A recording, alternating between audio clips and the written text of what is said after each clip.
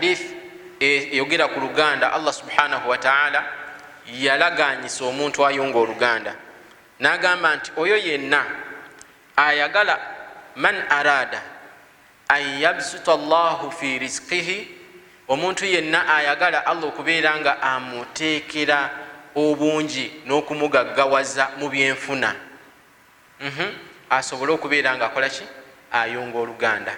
Si kyekyokka ne Allah okubeera nga amuwejjana, nenze kyenjagaddemu kyakubeera nti ki twekwata twesitule buli omu akwate ku munne, awo tugenda kubeera nga tugaggawala. Bati ekijja kunsanyusa nti nze nsomye ate muganda wange oli takoze eki tasomye. Kuba kusoma ffenna tusome, wekuba kukola buli omu afune ekyokukola. Tufunyeeyo obuzibu, jjajja mulwadde nti wuleetayo 10 naawe leetayo 5, naawe ebizibu tujja bimalira within our confines. Naye tekijja kugasa kujja wano mu masjidi kuba mulanga nti bannange ate haji gundi bannange. Kale kibeerewo ng'omusigiti gwe gwagadde, naye we tunaakoma okubeera nga tusabiriza obugagga situjja bulaba. Ensonga esoose tufuneyo ekyokukola. Ensonga ey'okubiri, naam, ensonga ey'okubiri tugambye ki? Twewala amabanja. Twewale ki? Weewala amabanja. Allah subhanahu wa ta'ala agenda kubeera nga akugaggawaza. Era obanga olinayo ebbanja lisasule. Actually twandigambye nti weewale obutasasula amabanja, kubaga amabanja we gaba gasitudde pressure yago webesituse gagenda twala buno bwonna bwokola ki bwolina. Nosanga omuntu nti yagenda eno mu banka neyeewolayo, n'agenda eno neyeewola, akabanja oba kapulotike yali alina n'akatunda n'addayo ku zero, ate ng'ekigendera kyali kyakola ki kyali kyakwekulaakulanya. Ensonga ey'okusatu tuyunga oluganda era tusapootinga abantu abasituka mu famire zaffe nti gweoyagala ki. Obanga oyagala okuyunga oluganda sabanga nnyo Allah subhanahu wa ta'ala akusitule mu byensimbi. Buli kyoyogera kijja kukola ki kijja kuwulikakana nti mulinde gundi ajje. Ensonga eri kati woba oyagala okubeerako n'enkizo ku banno, beerako nekyobasinga. Obasinga obuyivu oba obasinga ki obasinga essente, ojja kubeera nesse ku banno era naawe ojja kubeera ne support ekola ki. Ne buli woonaleetanga ebirowoozo tukole bwe tuti ani oyo ayogera ayina kaki, era sitiru tebajja bitwala nti birina value. Nebeerako nekyosinga omuntu kyoyogera ajja kukola ki ajja kitegeera. So tusitule bannaffe, tetusituka ffekka wabula tusike ne bannaffe Allah subhanahu wa ta'ala jateekamu obwamu. Ensonga endala twewale riba. Essente yonna ng'erimu riba gawala kola ki gyewale. Riba eyo newebeera ya siringi emu bweti egenda kubeera ng'eyonoona capital w'emitwalo 6, kuba Allah subhanahu wa ta'ala tukimanyi bulungi nti riba tekola ki tekkirizibwa. Era saawa eno debate eriwo ku PDM eno ne initiatives government zeyagadde okubeera ng'eteekawo, abasiraamu tukyali retarded somewhere, tugamba nti eyo waliyo element yaki ya riba. Kati omukulu mwennyini agamba nti kati abasiraamu mutule mutugambe how should this be. Kati saawa eno enteekateeka eziriyo baagala kutandika Islamic PDM, Parish Development Model, bayambeko. Kati naawe ekyo kigenda okujja nga wakiribiri bye tusoose okugamba nti teekawo ki teekawo kooteekawo. Muyinza n'okubeera abangi ne muteekawo initiative nogamba tugule bodaboda mmeka 3 tutandikire awo mpola mpola. Naye riba tulabyeko abagagga bangi nga babadde n'ebyobugagga era nga tukimanyi bulungi nti bagagga ebituufu, naye kasita bayingizaamu riba obusungu bwa Allah subhanahu wa ta'ala ne bujja ne bubazaayo ku zero. Riba mbi, esente za riba mbi. Ne oba ogenze kufuna riba ng'ogenda kuwasa, kuba ennaku zino abavubuka babikola, n'agenda n'afuna looni nga yakola ki yambaga, omukolo n'akola munene nnyo naye obufumbo obwo tebubeera mu baraka. Era omuwala omukkakana akoze eki azzeeyo. Saawa eno tulina riba nga sente za looni omuntu agenda si biseera byakuzaayo baana ku masomero, essente ezo ziri haramu. Ogenda funa looni ozzeeyo omwana ku ssomero. Omwana asomye ng'alimu sente ze bamutaddemu nga zirimu elementi ya riba ne irimu kebeere irimu ey'eddiini, wanaasituka okubeerako nekyajjukiza ate agenda kubeera ng'asattulula. wanajja basatulula abaleke nga omusigiti agukutuddemu nti ate bano tebakwatagana ne bayatiseka yagambye masala bwebityo nga temukwatagana naye nga if you trace kiva kuki mu sente mwalimu ki riba. Bizinesi otekamu capital noyongeramu nono oba obikola mu kusooka wano oyinza okulowooza bano balimba abasiraamu, these people are not civilized enough, ngenda funa kiki capital ngenda kwongera mu business. Naye Allah waba aleese obusungu bwe oyinza okikolera omwaka ogumu and you succeed, ogwokubiri, ogwokusatu, ogwokutaano nga wabivaako dda nti riba Allah subhanahu wa ta'ala yagikola ki yagiteekako ekikolimu. Naye lwekizze kiyinza n'okusammukira bali eri abatakola ki abatalinaako kyakukola.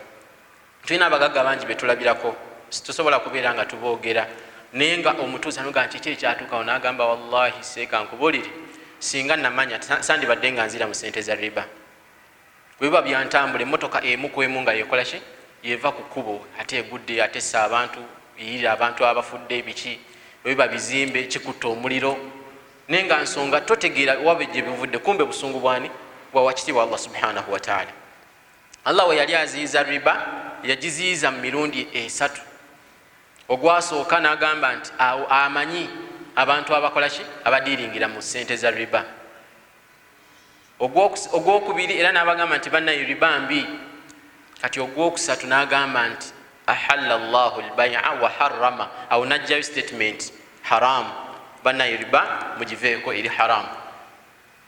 So mu mbeera yonna singa oba osobola okwewala riba gyewali Allah subhanahu wa ta'ala agenda kubeera nga akugaggawaza, agenda kubeera nga akuteekeramu baraka mu bintu byokola ki byokola, era ogenda kubeera nga otebenkera n'ekyo Allah subhanahu wa ta'ala kyakukoledde.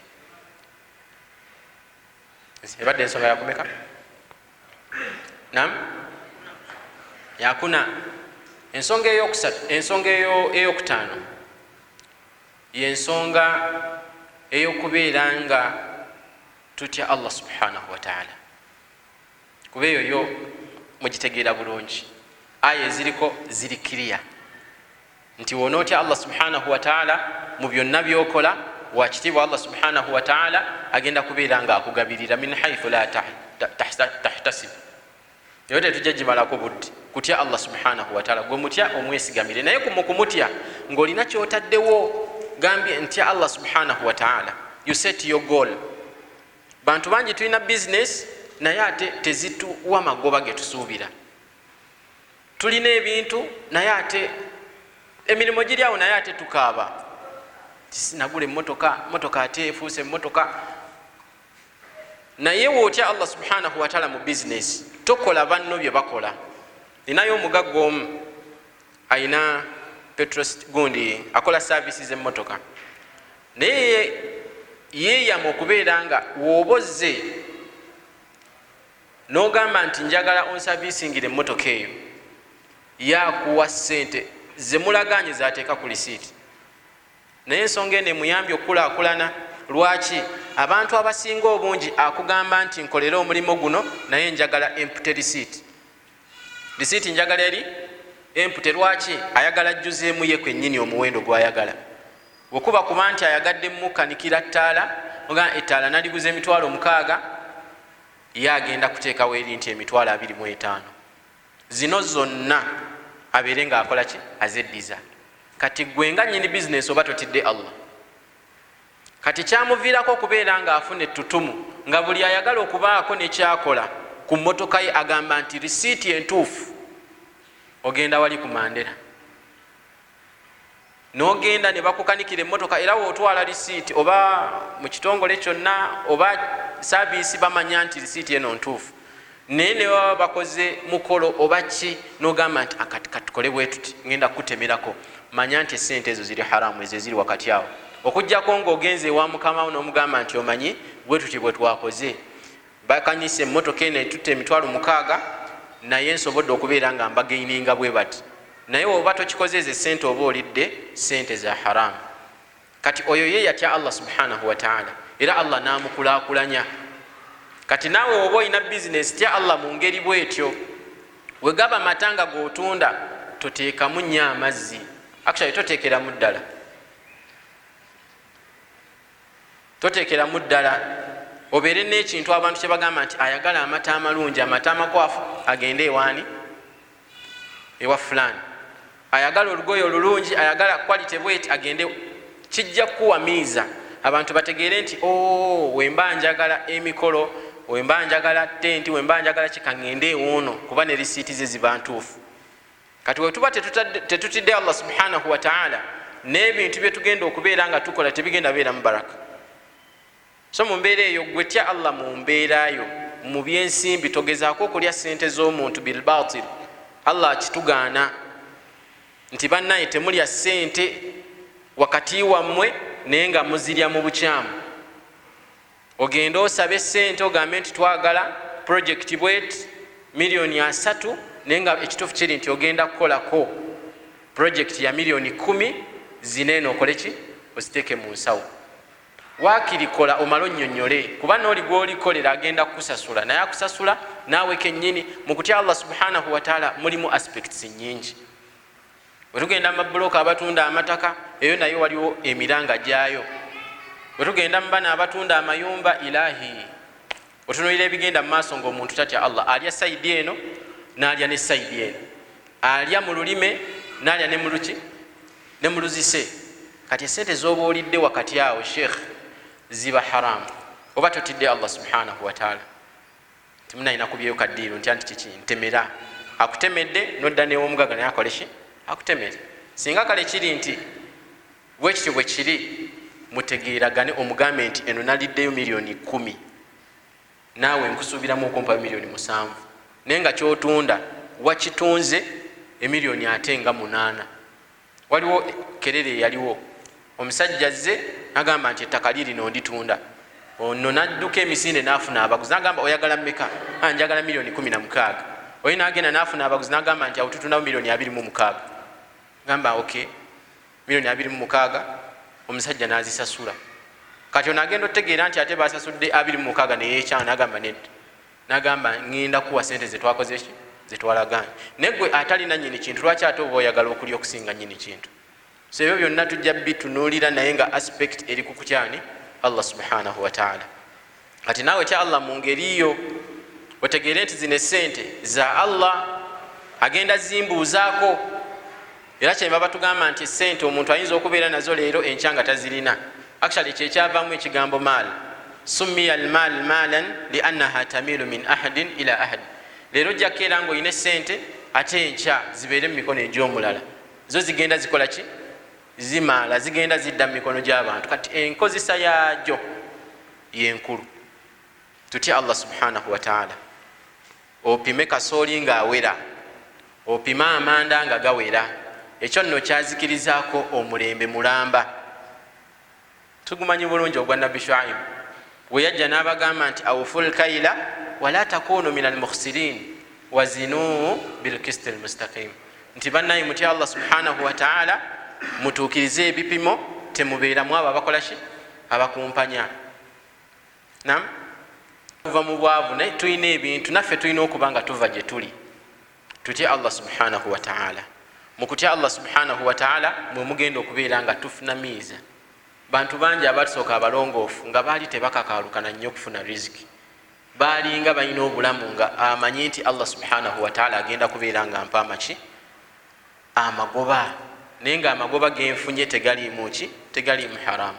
So wetuneetereeza bannaye tewajja kubeera bweraliikirivu, tujja kugaggawala ebituufu, naye tewali bwetaavu bwa kubeera ng'okumpanya ono ate ogaggawale. Kitegeerekeka nnyo nti ate gw'okumpanya nti Allah gwasinga okola ki? Okusitula, ate gwe akumpanyiza n'osigala mu ki? Mu bukumpanya. So eyo aspect wetunagyeteekamu naddala mu byengula fi abwaabi almuamalat.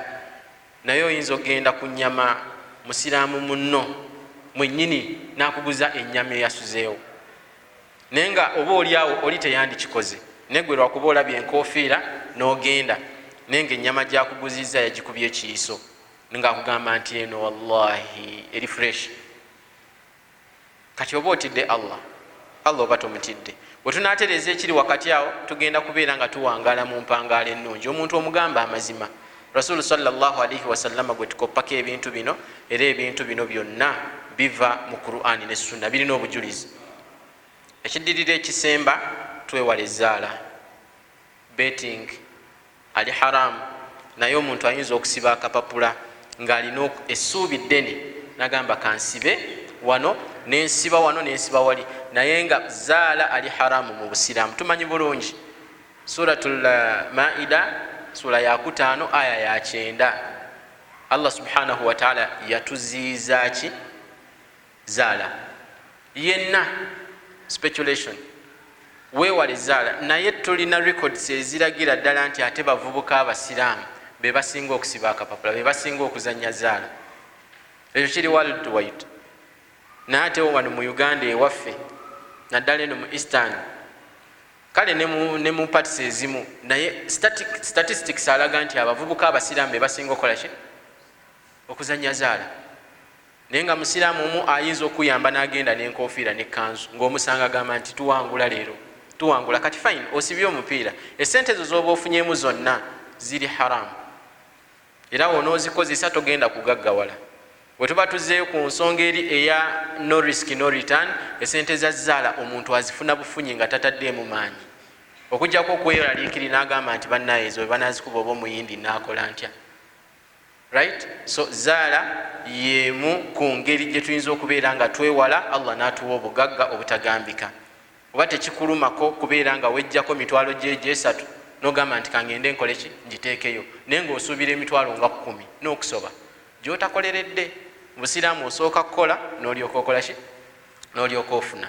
So ekintu kyonna nga kiriko aya ekirambulula ekyo kyo kiba haramu nnyo nnyo nnyo.